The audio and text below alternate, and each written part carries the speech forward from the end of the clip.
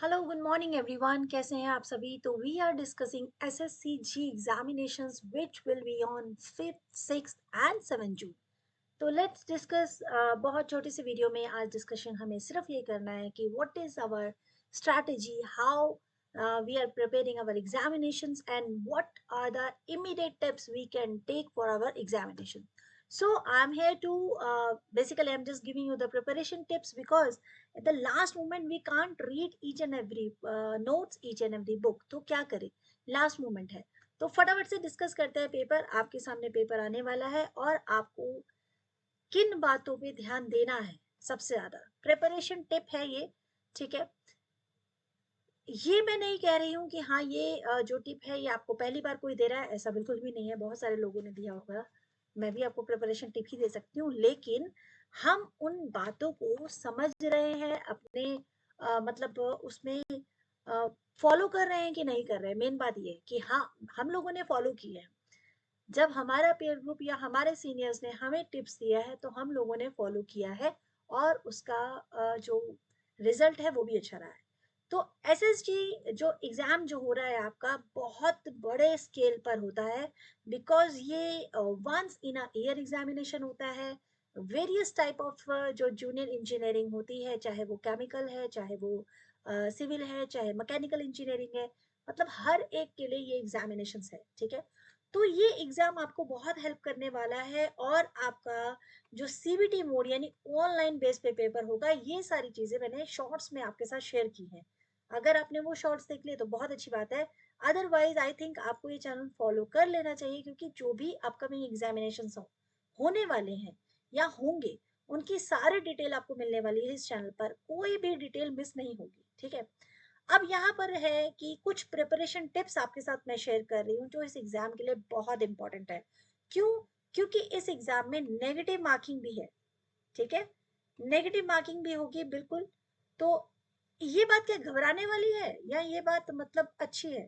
मेरे हिसाब से तो ये बात पॉजिटिव है, क्योंकि आप अगर अपने एग्जाम को करेक्ट वे में करोगे तो जो लास्ट में आप देखते हैं ना कि परसेंटेज जो है high and up and low, ये सारी चीजें होती नहीं। एक बहुत ही फेयर एक कंपटीशन चलता है। ठीक है ना, तो स्ट्रैटेजिक प्लान में आपको सबसे पहले ये मेंटेन करना है, आपकी डेडिकेशन और आपका हार्डवर्क दोनों इसमें एक साथ एक वेंचर पे यानी जॉइंट वेंचर पे काम करना चाहिए। ठीक है, डेडिकेशन है लेकिन हार्डवर्क नहीं है तो वो गड़बड़ा जाता है। एग्जाम पैटर्न, अच्छा मोस्टली टाइम पे ये हुआ है, ऐसा नहीं है सिर्फ आपके साथ हुआ है, हमारे साथ भी ये चीज हो चुकी है कि कई बार हम एग्जाम के लिए तो बहुत समय से प्रिपेयर कर रहे होते हैं। सपोज अगर मेरा 3-4 महीने के बाद एग्जाम है तो मैं बहुत प्रिपेयर कर रही हूँ, बट एंड द मोमेंट जब मैं एकदम वो एग्जाम के मोमेंट पे आने वाली हूँ और 15 डेज रह गए हैं, 20 डेज रह गए हैं, तो ऑटोमेटिकली थोड़ा सा डिस्ट्रैक्शंस होने लग जाते हैं। ये सबकी लाइफ में होते हैं, ये आपकी लाइफ में कुछ नया नहीं है, बट इसको होने नहीं देना है। इसीलिए कहा ना कि डेडिकेशन तो होगी, साथ साथ में आपका हार्ड वर्क भी होगा और आपका एक स्ट्रैटेजिक प्लान होना चाहिए। हर एक स्टूडेंट, मतलब देखो ना, नंबर्स ऑफ स्टूडेंट है who have filled that form, लेकिन उसमें से कुछ सिलेक्ट होंगे। तो इसका मतलब ये तो नहीं कि सब हार्ड वर्क नहीं करें, बट हाँ, उनकी स्ट्रैटेजी नहीं है। बिना प्लानिंग के तो 8057 रिवॉल्ट भी फेल हो गया था, जबकि लाखों नंबर्स में मतलब लोगों ने पार्टिसिपेट किया था। इसका मतलब ये है कि अगर कोई स्ट्रैटेजिक प्लान नहीं रहेगा तो आपका सक्सेसफुल रेशियो जो है वो बहुत कम हो सकता है। एग्जाम पैटर्न जो है उसको हमें ध्यान में रखना चाहिए। पिछले साल का जो आप क्वेश्चन पेपर उठाकर देखेंगे तो उसमें एक एग्जाम पैटर्न आपको समझ में आएगा। इससे आपको इजी हो जाएगा कि आपका अपकमिंग एग्जाम जो है वो किस तरीके के आने वाला है। आपको पहले कौन से सेक्शन को पहले करना है, कौन सी यूनिट को पहले कवर करना है। तो familiarize yourself with the SSC JE exam pattern including the number of section. बिल्कुल, पेपर कितने सेक्शंस में आता है, उसकी मार्किंग स्कीम कितनी होती है, टाइम कितना आप एलोकेट कर सकते हैं हर एक सेक्शन के लिए। सपोज 10 सेक्शन है, 10 सेक्शन में मेरे को जो जहां मैं इजी रहते हूँ वो मैं पहले करूंगी और जहां पे मुझे मुश्किल लगता है मैं उसे थोड़े समय बाद में सॉल्व करूंगी। ठीक है, स्ट्रेटजीज योर प्रिपरेशन इफेक्टिवली, बिल्कुल आप जो स्ट्रेटजी बनाते हैं उसको इफेक्टिवली करो भी।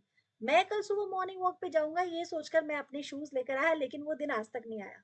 ऐसा लाखों लोगों के साथ होता है।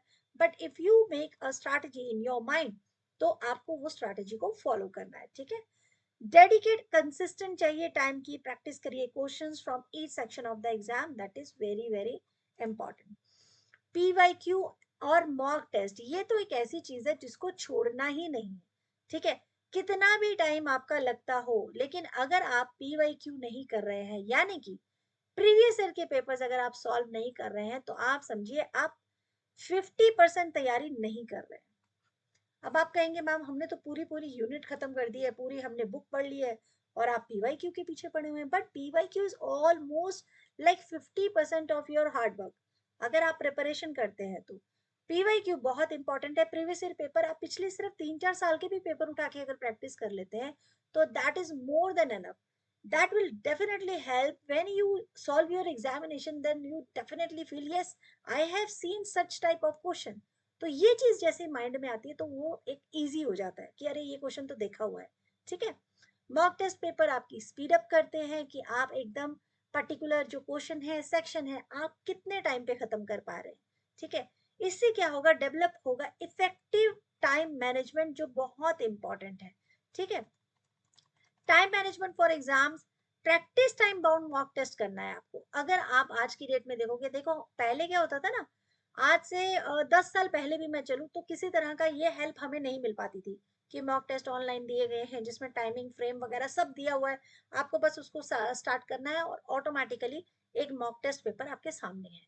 तो ये सारी चीजों का फायदा उठाइए, आप ज्यादा से ज्यादा मॉक टेस्ट कीजिए, ज्यादा से ज्यादा आपका टाइम मैनेजमेंट होगा, क्योंकि कई मैक्सिमम टाइम पे होता है स्टूडेंट्स बोलते हैं एग्जाम बहुत लेंदी था और हम टाइम पे कंप्लीट नहीं कर पाए, बट ऐसा कभी नहीं होता, क्योंकि देखो ना 200 मार्क्स का एग्जाम है, ये कोई 10th-12th का एग्जाम तो है नहीं, दिस इज नेशनल एग्जाम। ऐसा कोई एग्जाम है, नेशनल इसलिए कह रही हूँ क्योंकि पूरे नेशन वाइड में होता है ना, तो आपको उस एग्जाम को उसी हिसाब से प्रिपेयर भी करना होगा, ठीक है। तो ये सारे पॉइंट्स कुछ ऐसे पॉइंट है जो आपको सबको ध्यान में रखने हैं।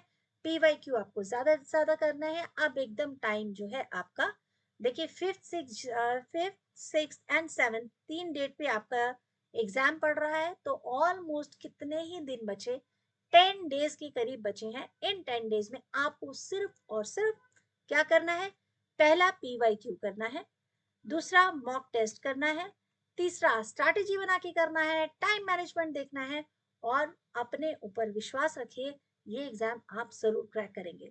जब क्रैक हो जाए तो प्लीज मुझे बताने, चैनल में जरूर आइएगा, चैनल को सब्सक्राइब कीजिए, लाइक कीजिए, शेयर कीजिए। मैं मिलूंगी जल्दी ही आपसे। Bye bye, good night, take care.